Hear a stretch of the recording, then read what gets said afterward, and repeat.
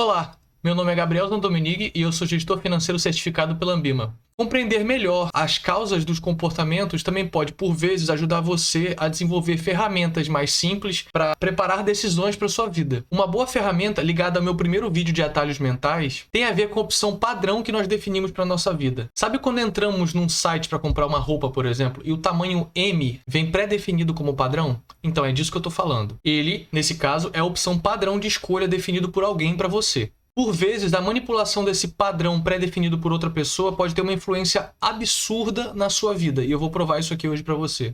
Em alguns contextos bem específicos, isso pode fornecer aos formuladores de políticas públicas uma oportunidade para cortar padrões desejáveis e implementar outros tipos de padrões na nossa sociedade. Um exemplo bem conhecido no mundo acadêmico, inicialmente utilizado nos Estados Unidos, diz respeito à alteração da opção padrão nos planos de aposentadoria dos funcionários de diversas empresas nos Estados Unidos. Mas como funcionava isso, você se pergunta? Vamos lá. Antes da intervenção, os funcionários podiam optar por um aumento na taxa de poupança à medida que seus salários aumentassem, mas isso tinha que partir de uma escolha deles. Enfatizando aqui, tá? A opção padrão não previa aumento, a não ser que o funcionário solicitasse um aumento na opção padrão, tá?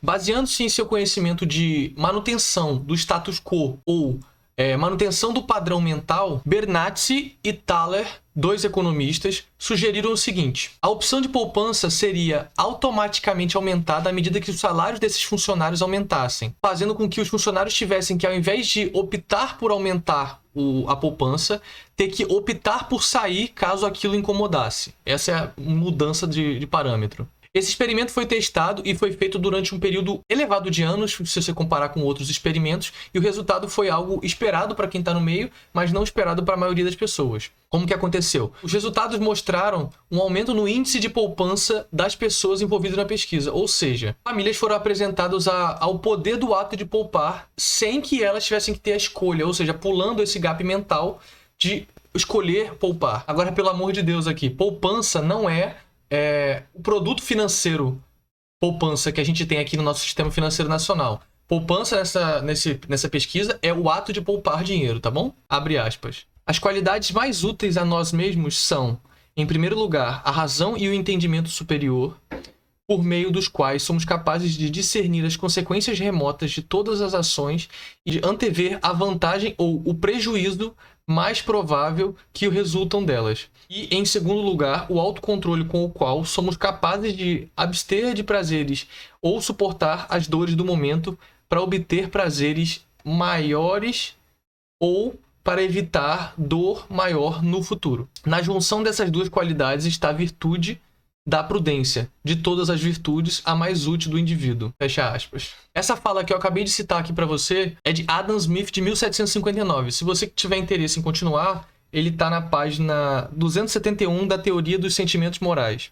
Ainda sobre a citação de Adam Smith, mesmo em 1759, ele afirmou que a prudência e a capacidade de nos apegarmos a resultados de longo prazo são as maiores virtudes que um homem, que um ser humano pode ter. Em 1759. Mas o que significa resignar e aceitar? Não mudar essa opção padrão que você já tem instituído dentro de você. Significa que, como provado no experimento que eu acabei de falar, nós temos a maior probabilidade de manter o status quo, manter a situação sem tomar atitude nenhuma para mudar. O que, por vezes, no que diz respeito a decisões financeiras, vai significar aumentar uma dívida, não agir para conter uma dívida, não ter informação relevante para mapear o seu estado financeiro atual, ou quebrar a roda de erros financeiros cotidianos que nós tomamos de maneira impensada. Eu queria abrir uma aspa polêmica aqui para um trecho que eu vou ler, tá? Do livro Freakonomics. Eu vou deixar na descrição o link desse livro, ele tem na Amazon, tem em vários lugares, é um livro de informações estatísticas, mas que é bem legal. Abre aspas. Usando técnicas estatísticas sofisticadas, Steven, que é o pesquisador, estima que a legalização do aborto explica cerca de metade da queda do nível de criminalidade dos Estados Unidos em 1990 e 2000. Fecha aspas. Essa aspa que eu acabei de ler aqui para vocês é do economista pesquisador Steven Levitt. E ela foi publicada no livro Freakonomics, que eu acabei de falar antes de citar isso para vocês. Fugindo um pouquinho do assunto, você consegue imaginar quanto que esse cara apanhou do mundo por falar isso? Mas o ponto aqui é, Não seria mais óbvio, um pensamento mais lógico, que novas técnicas policiais inovadoras, um controle mais apertado nas vendas de armas, na maneira como você permite que as pessoas usem as armas, e até mesmo um aperto no cerco contra as drogas, teria um impacto mais forte nessas estatísticas de criminalidade? Não é assim que a gente funciona? Não é assim que a gente pensa de maneira automática? E essa é a lógica direta. É a manutenção do status quo desinformacional. Ou, olhando de outra ótica, é um padrão mais confortável para o nosso cérebro para não gastar energia pensando fora de uma trilha já definida, que é a trilha dos atalhos mentais. Agora que a gente fechou esse balão teórico aqui, eu vou tentar trazer isso um pouco para a nossa realidade. Vou trazer padrões práticos que nós podemos usar para quebrar esse status quo, essa lógica de pensar no automático. Suponhamos que você está endividado, que eu estou endividado, e não sabe o que fazer. Minha dívida é impagável, eu não consigo alocar um mínimo de um valor porque o meu custo mensal, o meu custo anual é muito alto e não sobra nada. O que eu tenho que fazer para começar a quitar essa dívida? Vamos lá. Começa pelo início. Pode parecer muito simples, mas começa pelo início. E qual é o início nessa situação? Mapear, levantar informação e ter, munido de todas as informações que você tem sobre o seu processo de dívida, você buscar alternativas. E quais são essas alternativas?